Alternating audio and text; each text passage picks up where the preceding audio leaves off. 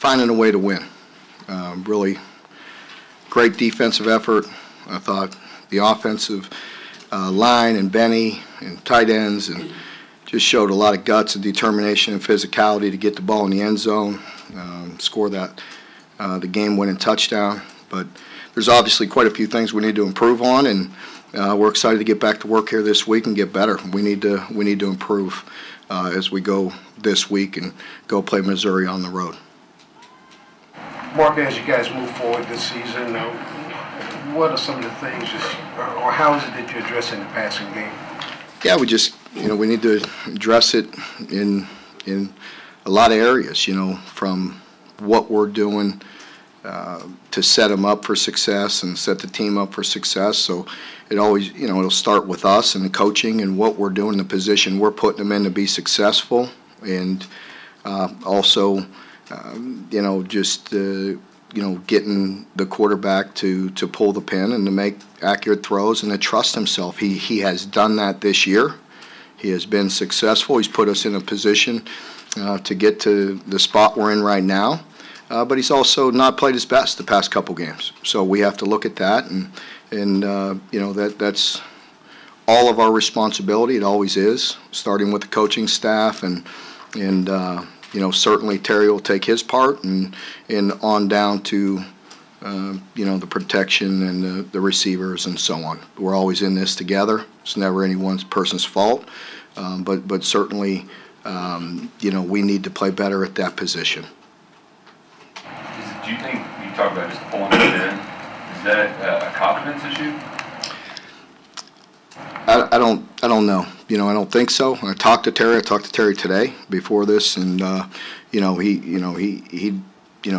doesn't see it that way, and we need to watch the film and get some things corrected and get back out on the field, and certainly we got to look at all options again, like we always have, and I've always said that Terry's our starting quarterback. He's going to start this week, but we certainly need to look at the other guys and see if they could get an opportunity to get in there and play and help us.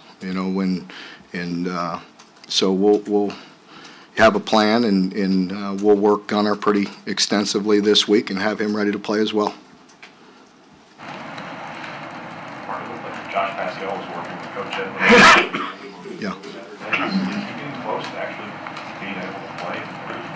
I addressed that a bit last week, where I said I would update that in the coming weeks. I'm not ready to. No, I know. Yeah, I heard that, and he has been. He's been working with Coach Ed, and he's been strength training for a long time. From the beginning, he's been doing that. And now he's getting on his feet, and the wound is healing, and then there's a matter of just getting in shape and football shape and controlling the foot. There's a lot of factors that go into it, not just the wound itself, and so he's working his way back in shape. There were quite a few second team offensive linemen there on that number, Fortner, Wolf, Kennard. Was it just for rep's sake, or were they doing well? They were doing well. It was Coach Schlarm had a plan to put him in at that point, and he did it, and it was a nice drive. And so, I was asked about that. I think it was after the game, or I didn't even really realize it until I went over to the bench to shake their hand and say, "Hey, great job," and pat them on the head. And I noticed all the guys that were in a full lather, and it was freezing outside. So I figured they just came off the field. So. Yeah. What were you going to say, Jen? I was going to follow up on the Pascal question. Yeah. Is letting him, obviously he can work out wherever he wants, whenever he wants with Coach Ed.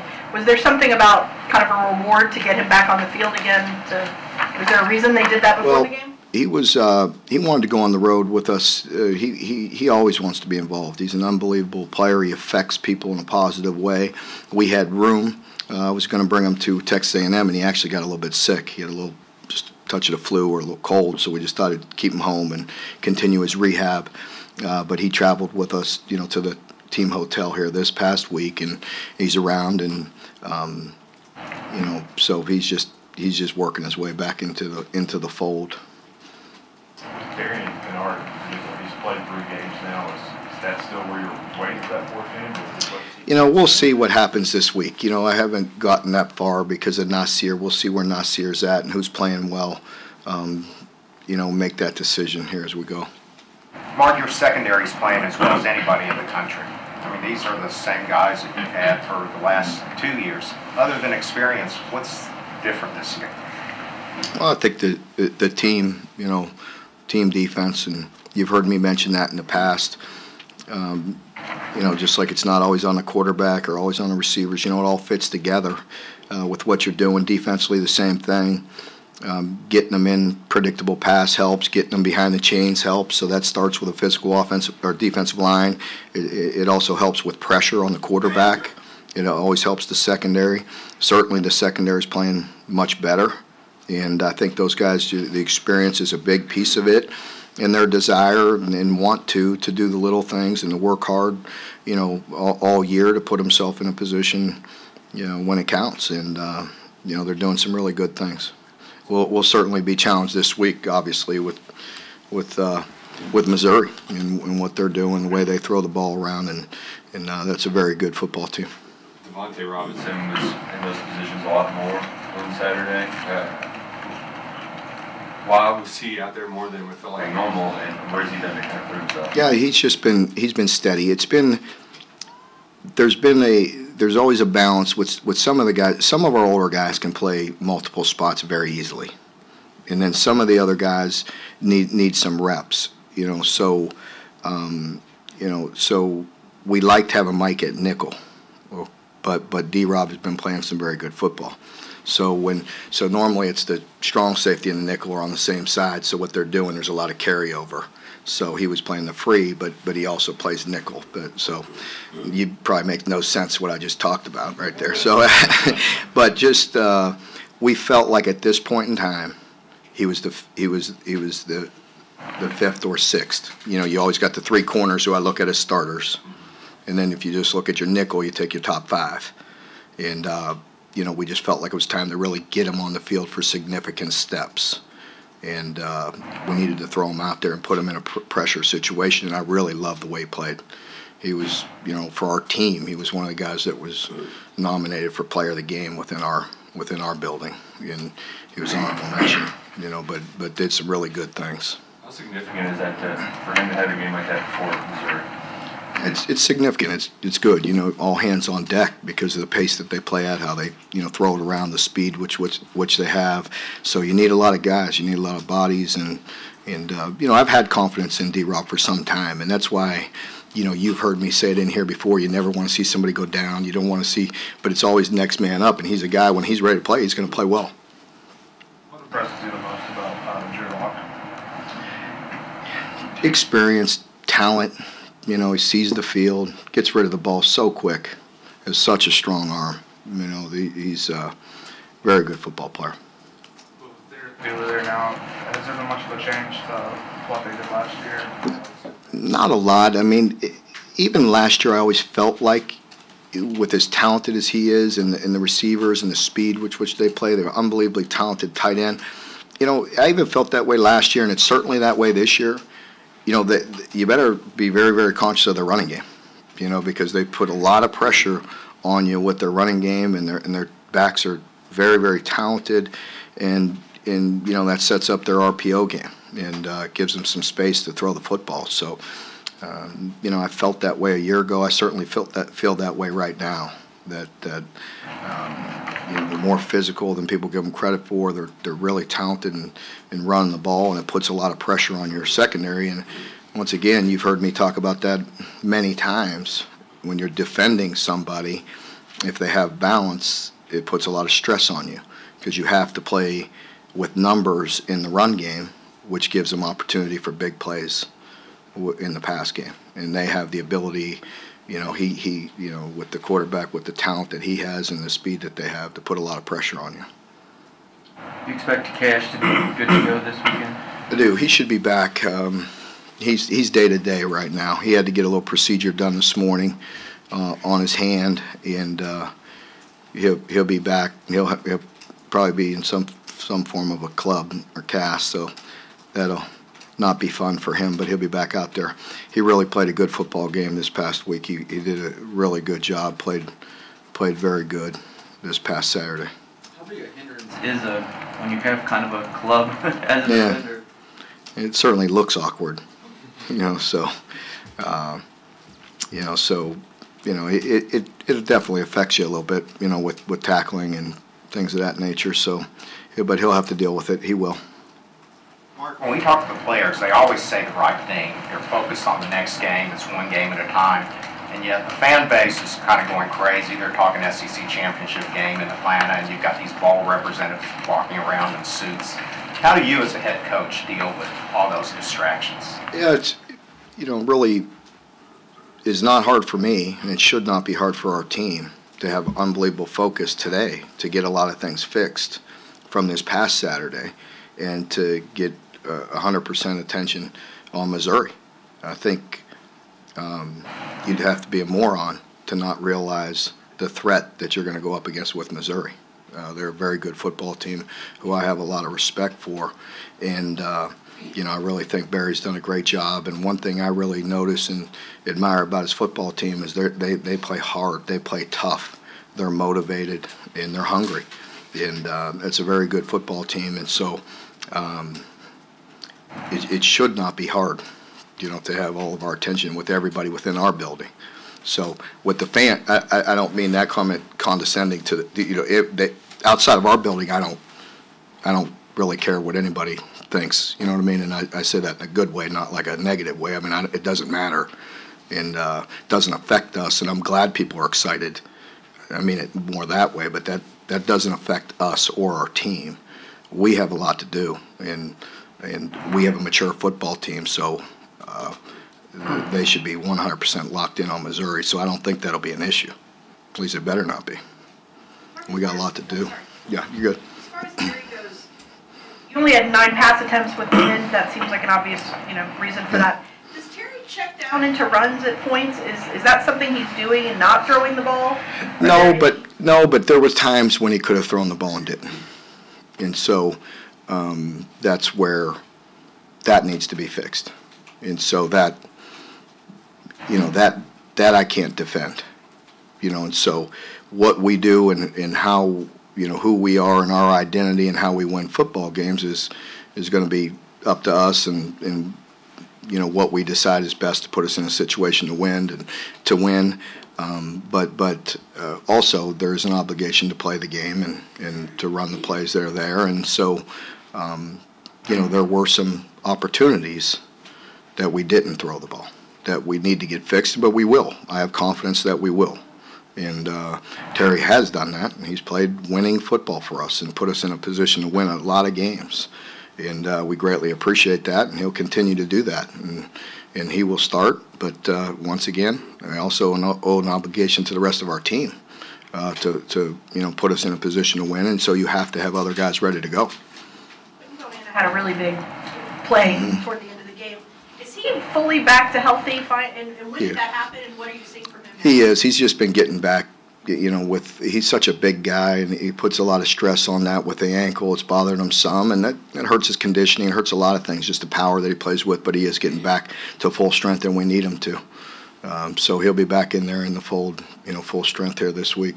Are you feeling good about what he was able to do? Yeah, for sure. He did some really good things, and the big play. And that's, one of the things that really goes unsaid that I probably didn't point out enough after the game, and certainly after watching the tape.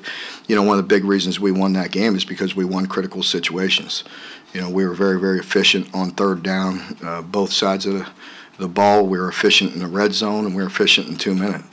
And, I've said it to our team 1,000 times, and you could play the game, but you better win in critical situations. And sometimes it's going to be a very close game, and you don't know what any one play is going to decide the game. But we were effective in critical situations, and that's one of the plays that you mentioned there with Quentin being very disruptive on the fourth down in the red zone. Mark, are the wide receivers just morale-wise, are they holding up in this? Without a doubt, it's something to pay attention to and to visit with them about, and it needs to be addressed, and I understand that. Tell me a great wide receiver that doesn't want the ball. right? So we understand that, and that's part of the culture and within the team, within the offense, that some of the things that we need to work on. I wouldn't say it's bad, but I'd be putting my head in the sand if I said it doesn't need to be talked about. And those guys need, we appreciate what they do and how hard they're working, but they also we need to improve in the pass game. Mark, when you formulate a game plan and our script plays, you get off the fast starts, what does it do to your game? Yeah, that's a great point there, Lonnie, because it did affect us in this game. Because one of the parts of the game plan is get off to an easy throw, and we throw it behind the line of scrimmage, and we fumble it, and that doesn't help your game plan, and when the 2 turnovers early when you have the wind. And they have a chance to milk the clock and possess the ball into the wind, and then we have to flip it. It doesn't help. 2 quarters of that game going into that wind was it drastically affects throwing the football. And even with the wind, it was so gusty. It was tough on certainly balls down the field. Some of the intermediate stuff you have to connect with, and you have to throw the ball and catch it and so on. But that is a big piece of it, and that does affect Terry, to the earlier question, about that, because Terry's very conscientious and he wants to win and he wants to put his team, and he doesn't want to put his team in danger. And so, you have to respect part of that. When he is, after he turns it over early, he wants to protect the football and make sure he just gives the team an opportunity to win. We all know, and that's what we need to talk about and work on, that we need to improve to win games in the future. So it's not only, but in that moment, in that situation, that's a big piece of it. The turnovers didn't help, the time of possession, the field position, the wind, and confidence, with the team. So, but we'll get that rectified, and we'll move on. I have a lot of confidence in this team. We find a way to win, and you move on to the next opportunity. Did you change anything from the after last game? Were you changing any pre-game? No, our routine has been good. Doesn't mean it's always going to be perfect, but our routine, our guys are comfortable with the routine. Mm-hmm. Talk about managing the wide receivers and how good feelings. What do you tell recruits at those playmaker positions? Yeah. Because you can't argue with the results. You're winning games, but right. Obviously you probably want. Yeah, I think that's a big piece of it. That anybody's going to put their team in and do what they have to do, to win a football game. And sometimes that's going to be, you see people throwing the ball, 70 times, and they have to recruit a running back too. So, you have to do what you have to do in certain situations. In a game like that, first of all, I said it in here publicly. We need to play better at that position. Period. So Terry's a big man. He understands that, and he needs to play better. But in those circumstances, with the way it unfolded, again, with the turnovers, with the wind, at that point you have to do what you have to do to win football games. So I think most recruits understand that. It seemed like Lynn Bowden was becoming a go-to receiver last year, kind of to force the ball in his hands. What are some of the things that he does this year that makes him so reliable? He's a playmaker. He's a guy that, you put the ball near him and you give him a good opportunity, he's going to make somebody miss. He's going to make tough catches, and he's playing hard. And again, he's a guy. You talk about the morale question, and he's a guy that he's, again, just like any talented player. He wants the ball in his hands and has gone through some of that frustration this year. But I've also seen an unbelievable amount of growth in him. And in him, embracing and loving the way, just winning, finding a way to win the football game. And I love that about him. That shows a lot of growth and maturity on his end, because, he embraced that out there at that point, whether he had to block or do what he had to do, just get the win and then move on to the next opponent. So, but he's done a good job. So Mark, we were privy to one of your conversations you had with the ref. You're probably aware of the live mic. I heard something about that. You heard it out in, over the PA, or you heard it on? Yeah, we heard it in the press box. You just in the press box? Didn't let out any choice words, did I? You were pretty animated. I hope not. But we all thought that you had mellowed over the years. So my question is, do you think you mellowed? And what have you done to be able to kind of control your emotions a little bit more? Yeah, I have to be intentional about controlling the emotions, because I think it does, reflect, the results on the field. And just like in coaching, there's going to be times that you need to really shake the players up and be very direct and honest, and but that's never scripted by me. I always do it with my gut and instincts, but on the sideline, it's been intentional about controlling the emotions, and I appreciate you telling me that I've had some growth in that area, because I feel like I have, but sometimes you also have to defend your team, and I'll always do that. If it makes you feel anything, I think we thought you were right. Yeah. Well, I just want things to even out at some point. How much fun is it to go back and film and just watch Josh do work like that? Yeah, Josh is. Yeah, it's a lot of fun to watch him play in predictable pass and just the whole game, really, because even the things he's doing and what he did even in this game on his feet and pass coverage and just how comfortable he is and what he's doing, he's, again, and I may say it every week, and I'm not saying he is, I don't know because I haven't watched everybody, but I'd like to see people play better than him, just across the board. You know what I mean? I'd like to see who's playing better defensive football at any position, because he is a dominant player and doing everything for us, and he's playing at a very high level. Is there any situation you don't feel comfortable putting in there? No, I mean, as far as pass coverage or dropping them or playing, rushing them inside. We rushed them inside Saturday, and it was on a guard, and that was illegal. You know what I mean? So, he would, exploring them with things like that. So he does some really good things. Mark, 2 questions here. Back to Josh Allen. With his football IQ, what do you attribute that to? It's very high. And again, back to the last defensive play where he caused the fumble there and the recovery. How big a play was that? Yeah, it was a really big play. I give them a lot of credit. The pass that they completed right before that was an unbelievable, remarkable throw and catch.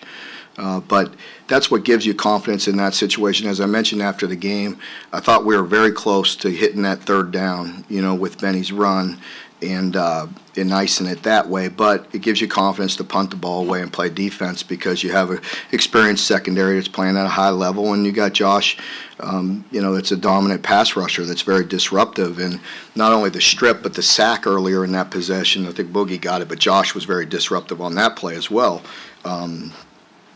Gives you a lot of confidence. That doesn't mean you always want to be in that situation. Believe me, I'd rather be protected, and taking a knee to win a game. But the defense, is going to be put in those situations in 2 minutes, and was very, very proud of the way they executed. What about his IQ? Oh, yes, football IQ is, really through the roof, and I think that comes from experience. It comes from playing, but he also studies. It's very, very important to him. He's a very mature young man. He works extremely hard in the classroom. Has a child and works hard at that, and being a father, and then football. He's over here all the time, and he's working out and training and doing all the things necessary. Have you ever had a player like Josh that can consistently on the edge force a false start almost every game? He's I haven't seen that. I've been around some dominant edge rushers, but no, to answer your question, I haven't seen somebody create so many, no. Mark, how do you manage the math of chance force opportunities given you could play anywhere from 6 to 8 games? Yeah, again, I think I said it, I told you after the game, he was going in at the next kick.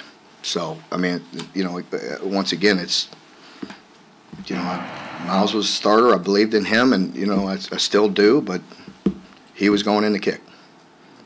Go in on the next kick? We'll see how the week goes, but we'll see. Where has your defense improved the most this season? I think, in a lot of ways, but I just think it comes down to an attitude and an effort and just the burning desire to be great and do things right and be very precise. We talk about that, and you hear coaches talk about that so much, but in our game, it has to be that way. And I just mean in football, it's so, you have to be so exact. You need game changers. You need guys that do special things and disrupt plays and win one-on-one matchups. But you have to execute and do things necessary. And you heard me pass and you talk in years past, and just simple blitzes and just coming under, and that's, being selfless, and giving yourself up at times within the scheme to do things right, because your teammate right next to you there, he's counting on you to do your job, and if you don't do that, there's no trust, and not that it was always intentional, but you have to execute things, and then they have the experience and talent, and guys are winning one-on-one matchups and doing a lot of good things, and we'll be heavily tested here this week. So, once again, you got an opportunity to prove it every 7 days. So we have to embrace that challenge here this week. Very good. All right. Thank you. Tomorrow.